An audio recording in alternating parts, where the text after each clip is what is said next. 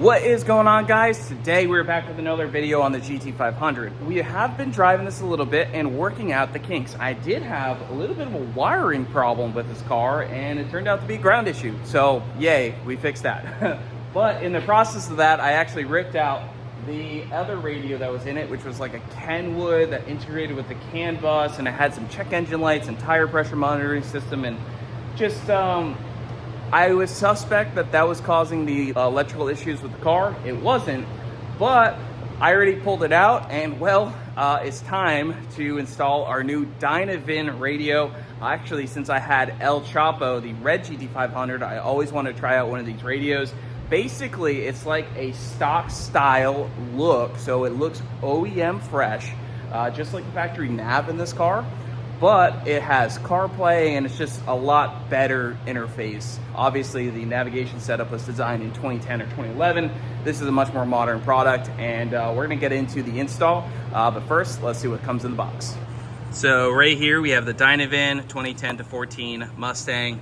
And I am super excited about this because, like I said, it's one of the, most OEM looking stuff. I'm not big on crazy aftermarket radio systems. We're definitely going to be looking at the install guide because this does some various things. It does wireless CarPlay. It also integrates with your factory connections. This car does have an aftermarket amplifier and stuff, so it should still work with that. But it does a lot of really cool things, and I'm excited to get in and install it and have all this radio looking OEM fresh. But if you actually look at it, climate control looks OEM style, the screen OEM style. I really like this because I don't like crazy flashy aftermarket stuff. So interestingly enough, it's actually a really condensed unit. It's not crazy big. It does have multiple big boxes. I really like that. And so basically what comes in the box is the unit itself, and we have a box here which is going to be probably our adapters and the various other supplies we're going to need to get this working. Let's just pull it all out. I'm going to make sense of everything in here and then explain it to you guys. Some of you guys might have been wondering why does it have these two things open?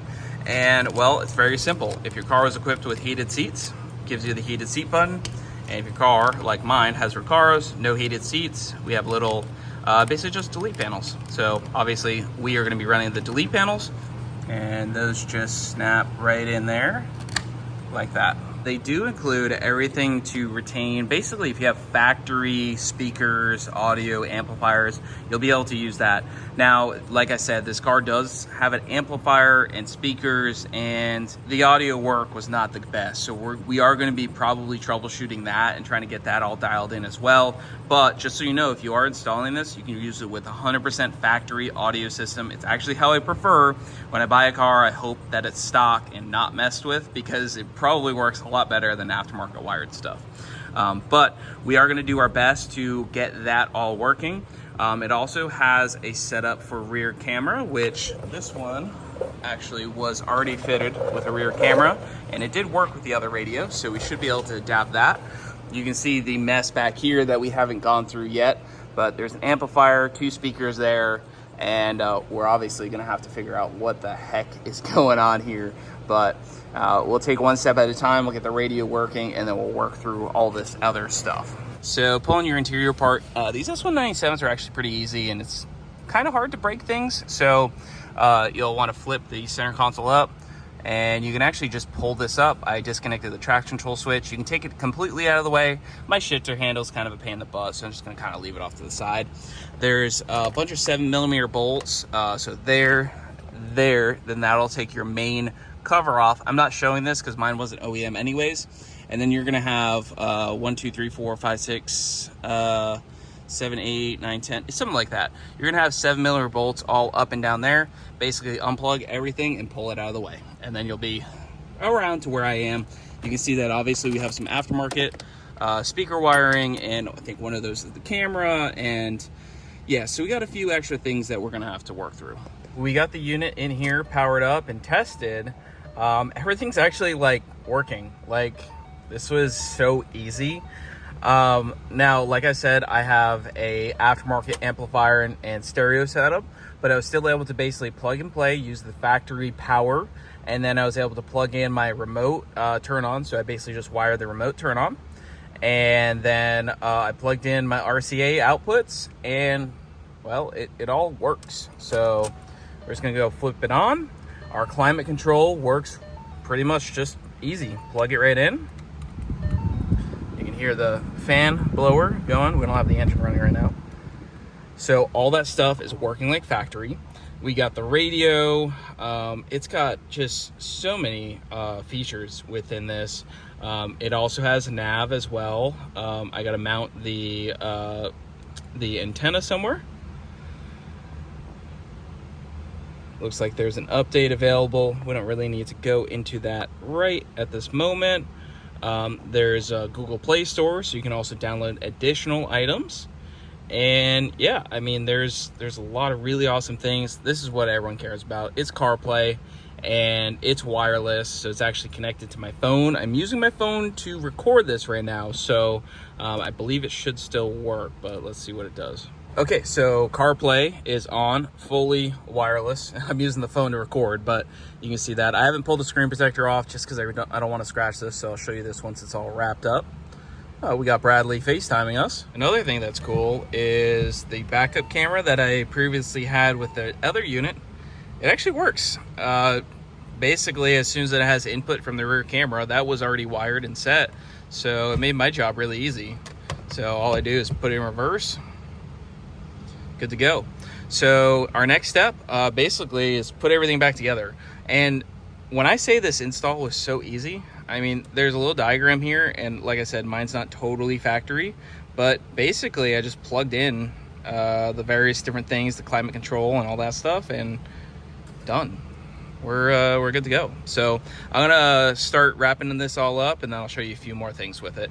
It does also have a microphone in there that has a GPS mount, has the Wi-Fi antenna which mounts on the back of it. Yeah, there's so many cool things you can do. It also says, like, if you want an additional speed gauge, you could hook it up to like this with this heads-up display. Has a connector for that. We don't have that, but it's also something there. You can see all your camera power instructions. Honestly, this is one of the easiest but most fancy radios I have ever installed, and this was a breeze. So let's go finish it up. We'll take off that screen protector, and we'll be able to enjoy it and get everything back together. Pull this off. Now let's not scratch it. We did get put on FM, which FM does work. Don't use FM very often, but you can hear it works. I don't want to get copyrighted. Back to the main screen, like I said, reverse.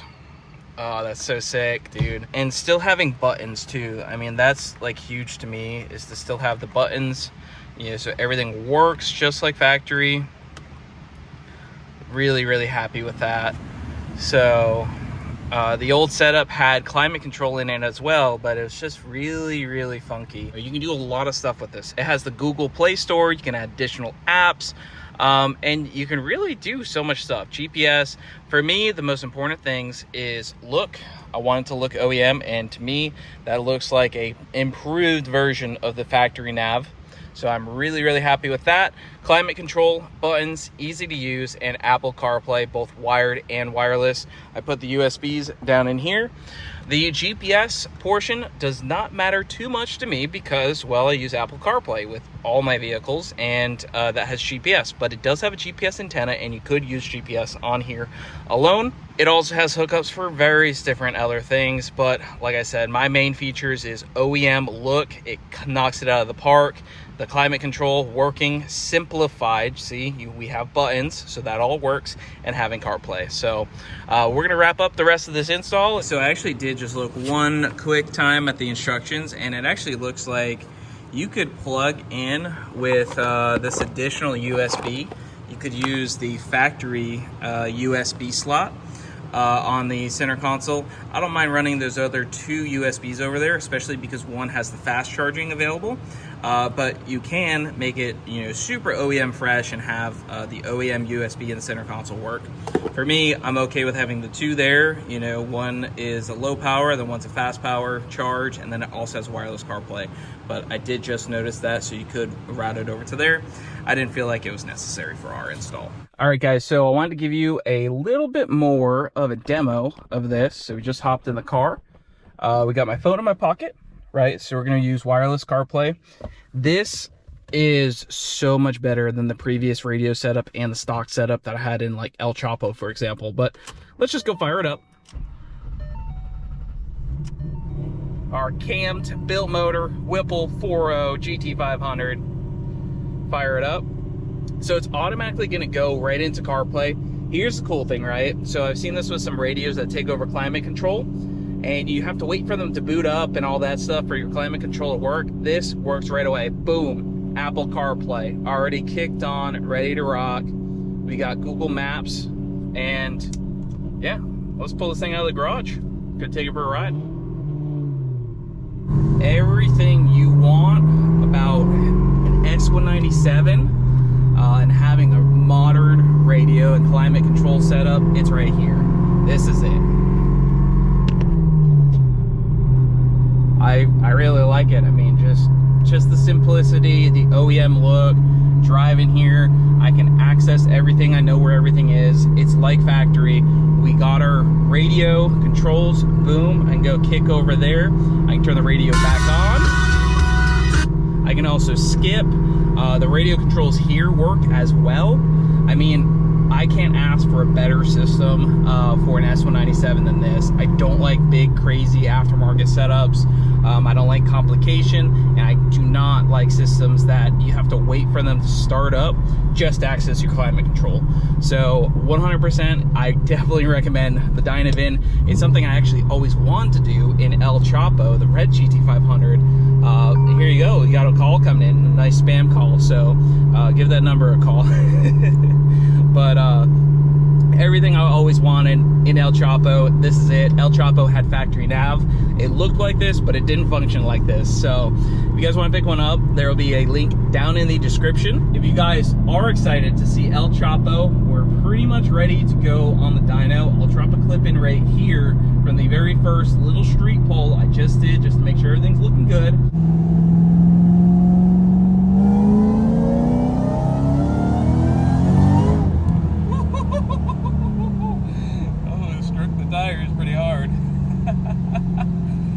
And it is, so I think it's ready for the dyno. And go ahead and comment down below, what do you think it's gonna make on the dyno? We have a 4.0 pulley, a 3.75, and a 3.5 pulley. So we have the ability to add 5 to 7 pounds of boost over what it makes in the first initial hit. But I mean, I'm really happy. This thing is going to be a beast. So comment down below what you think it's gonna make. Pick up a Dynavin if you guys want to pick one up. If you have any questions, let me know down in the description comment section below. And yeah, this thing's gonna be a freaking ripper. I cannot wait to start ripping on it, and we'll see you guys in the next one.